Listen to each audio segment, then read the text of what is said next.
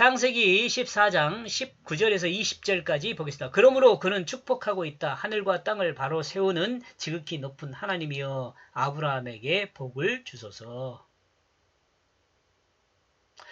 지금 이 부분은 멜기세덱이 아브라함에게 축복하는 내용이죠. 멜기세덱이 아브라함에게 축복하는 내용입니다. 근데 멜기세덱을 우리가 받아들일 때 어떻게 받아들여야 하냐면 생명의 말씀으로 받아들여야 돼요.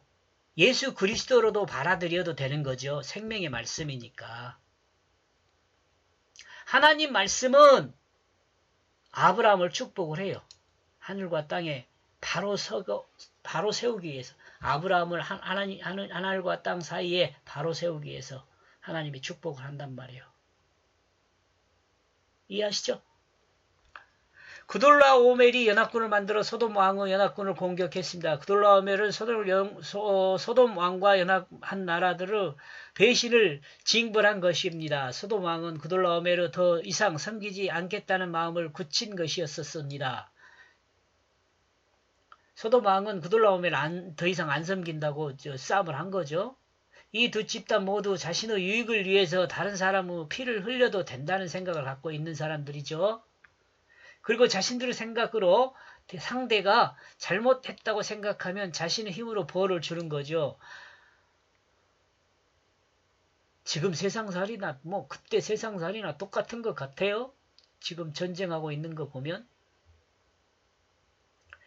이 큰 나라들까지만 생각하면 또 그렇지만 적은 나라, 우리나라에도 그렇잖아요.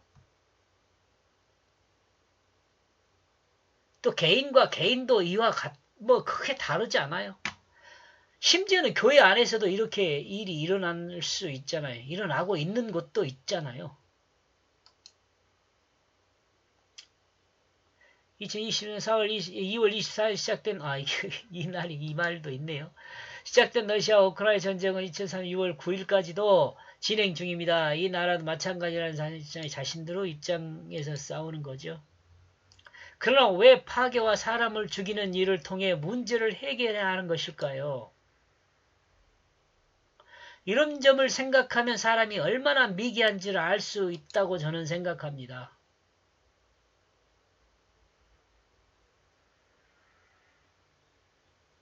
이런 부분도 그러고 그 왕족이 어떻고 막 그런 거 있잖아요. 부자 자녀가 어떻고. 이 미개한 사람들의 생각이에요. 아주 미개한 사람들의 생각이죠. 재벌 자녀이니까 대우받는다. 재벌 자녀이니까 대우받는다는 그 말 자체 안에서는 뭐가 있어요? 돈이 대우받는다 그 말이잖아요. 인격을 대우받는 게 아니고 돈이 대우받는 거예요. 그런데 인격을 대우받는 걸로 착각하죠. 돈 아니면 그 사람 대우하겠어요? 얼마나 물질 중심이에요. 이 인간이 타락한 내용이 그대로 드러나는데 죄성에 의해서 그렇게 드러나는데 그런 것 감각하지 않는 게 미개인 아니에요? 좀 이성적으로 생각하면 얼마나 웃기는 이야기입니까? 나만 이렇게 생각하는 걸까요?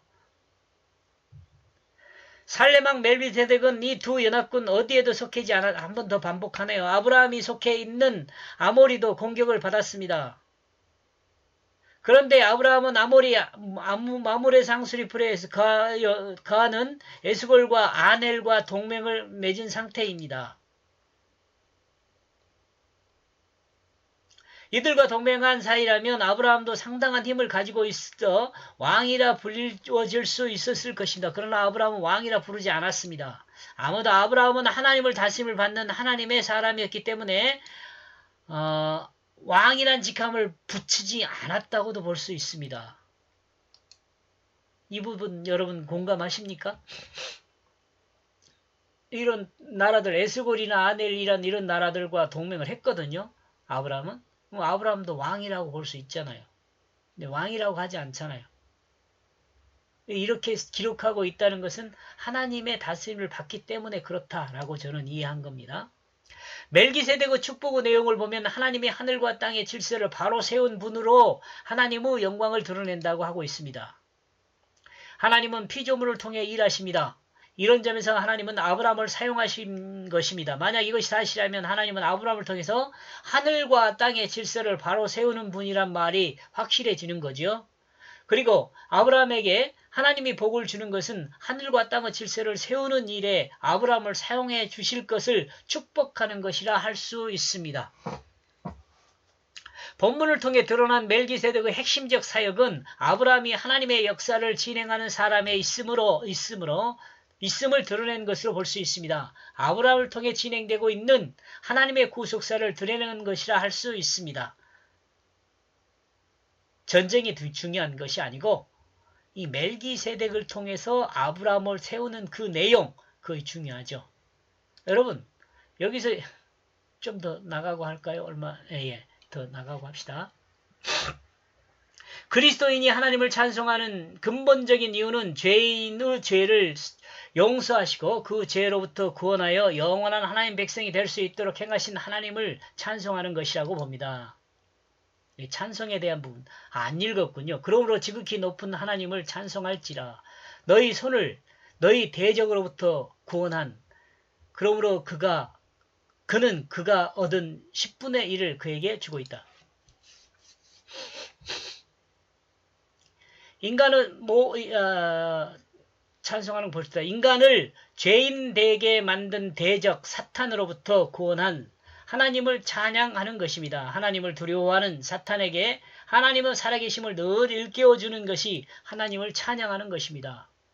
그리스도인이 11조를 하는 것은 모든 것에 대한 주권이 하나님께 있음을 10분의 1을 드리는 것입니다. 모든 주권이 하나님의 것임을 인정하는 것이라는 거죠. 10분의 1을 드는 것이 아니라 사실은 자신의 모든 것을 드리는 것으로 이해해야 합니다.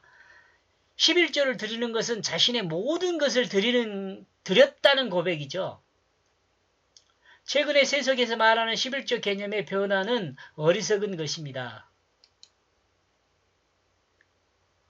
이는 하나님의 주권을 인정하지 않는 사람은 흔히 어려운 것입니다.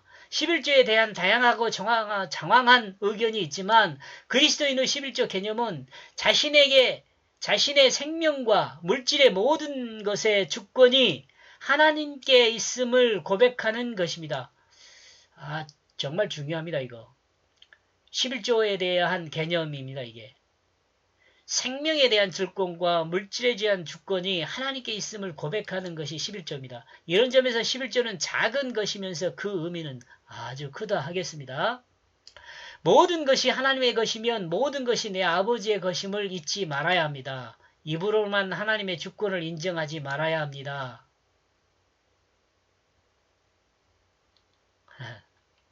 아시겠죠? 창세기 14장 17에서 20절까지 제가 정리를 했는데요. 제사장은 말씀과 생명을 드러내 천지의 질서를 바로 세워야 한다. 이렇게 정리해 보았습니다. 고맙습니다.